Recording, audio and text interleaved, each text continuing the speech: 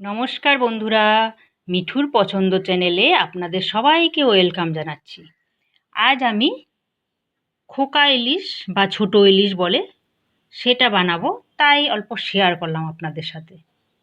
তাই আপনারা ভিডিওটি অবশ্যই দেখবেন, আর ভালো লাগলে লাইক করবেন আর কমেন্ট করবেন।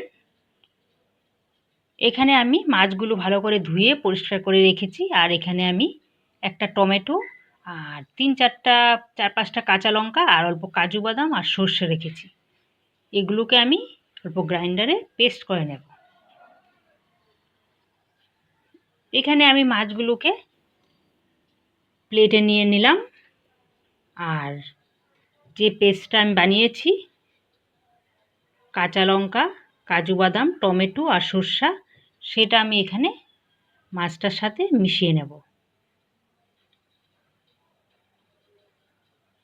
মাছগুলো খুবই ফ্রেশ ছিল, পেটে অল্প ডিমও হয়ে গিয়েছিল, খুব সুস্বাদু ছিল মাছগুলো।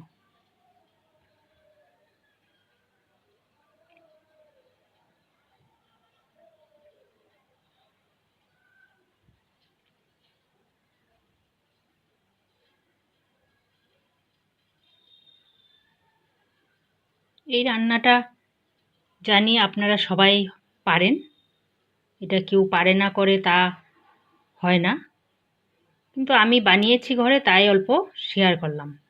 তাই অল্প দেখবেন, আমারও ভালো লাগবে।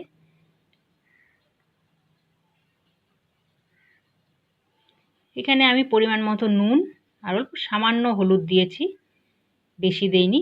আর এখানে অল্প সর্ষের তেলও অল্প দিয়ে দিলাম আমি।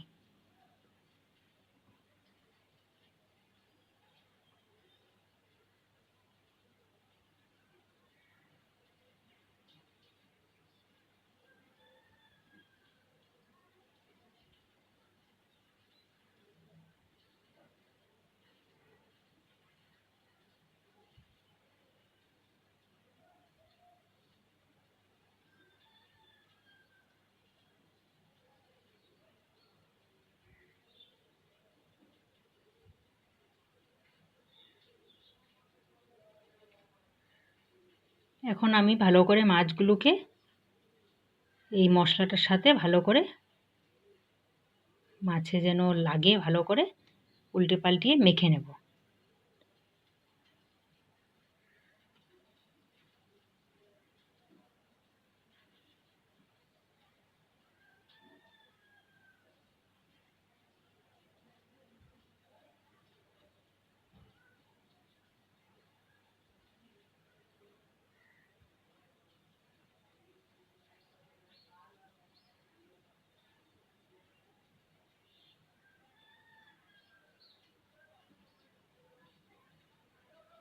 এই দেখেন মাছগুলো আমার মাখা হয়ে গেল।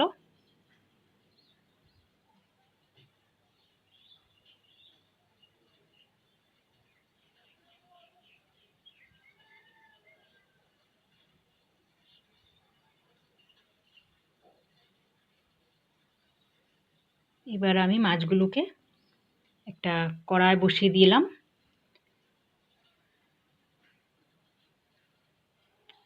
কড়াইয়ের মধ্যে অল্প জল দিয়ে একটা টিফিন বক্সে আমি বসাবো সেটা। এই যে একটা ছোট্ট আমাদের টিফিন বক্স ছিল, সেটার মধ্যে আমি সব মাছগুলো ভালো করে ঢেলে নিয়েছি।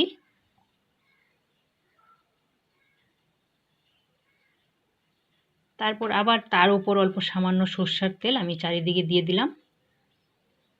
এবার আমি কড়াইটার মধ্যে অল্প জল দিয়ে টিফিন বক্সটা দিয়ে আমি পাটার সাথে যে পুঁতা থাকে সেই পুঁতাটা দিয়ে ওপরে চেপে দিলাম, কারণ টিফিন বক্সটা ঢিলা হয়ে হিলতে পারে বা জল ঢুকে যেতে পারে, তার জন্য। এই দেখেন আমার মাছটা হয়ে গেল। এটা তো আর বেশি সময় নেয় না, 5-7 মিনিটের মধ্যেই হয়ে যায়। তাই এখানে রান্নাটা আমার হয়ে গেল, আমি একটা বাটিতে ঢেলে নিলাম। তাই আমার রান্নাটি আপনাদের কেমন লাগলো জানাবেন।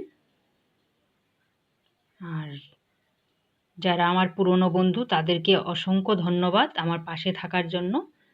আর যারা নতুন দেখছেন ভিডিওটি, সাবস্ক্রাইব করে দেবেন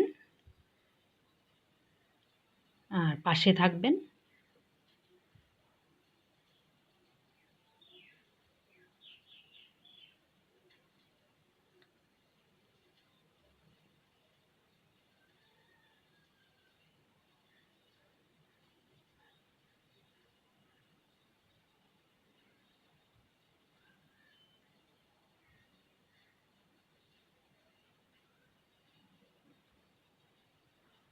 থ্যাংক ইউ ফর ওয়াচিং।